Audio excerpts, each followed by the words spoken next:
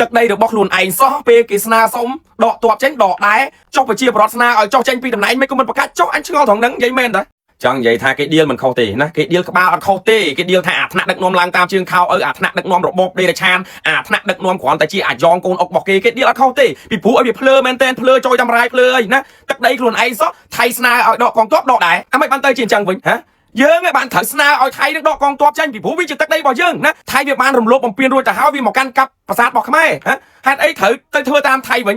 យើងអត់បាច់ចាំទៅធ្វើសង្គ្រាមប្រកាសសង្គ្រាមជាមួយអ្នកណាទេយើងដាក់ពាក្យបណ្ដឹងទៅណាកោះគុជអត់ទាន់មានដំណោះស្រាយផងឥឡូវមកចរចាគ្នាចុះឡើងប្រាសាទតំន់តូចតំន់ធំក្នុងគ្នាដកកងទ័ពចេញហែកទឹកដីខ្មែរអាមិនតែអញ្ចឹងទៅការចំនួនដឹកនាំវាបាត់កោះត្រល់ឥឡូវនេះមកចំនួនកូននេះមើលកោះគុជអត់ទាន់មានដំណោះស្រាយផងឥឡូវចរចារឿងអីទៀតអីគេឌីលអត់ខុសទេដល់ពេលគេឌីលកុំខឹងគេណាវាភ្លើចុយតម្លៃភ្លើអីវាដឹកនាំយូរទៅវាមានតែភាពអារម្មណ៍អាលាយទៅអត់មានរីកចម្រើនផងហ្នឹងកលែងទៅមើលសេដ្ឋកិច្ចក្នុងស្រុកខ្មែរចប់ស្រោទៅហ្មងប្រជាជនរស់ទាំងវេទនាតែហ្មងហើយកុំប្រឹងអួតចុយម្ដាយអួតនិយាយថាសិទ្ធិខ្លាសេដ្ឋកិច្ចខ្ញុំអត់យល់ថាដឹកនាំដើម្បីអីដើម្បីបំផ្លាញជាតិខ្មែរឬក៏យ៉ាងណាខ្ញុំអត់យល់ទេខ្ញុំនិយាយមែនចេញពីធ្វើការមកហឹងលកជាហ្មង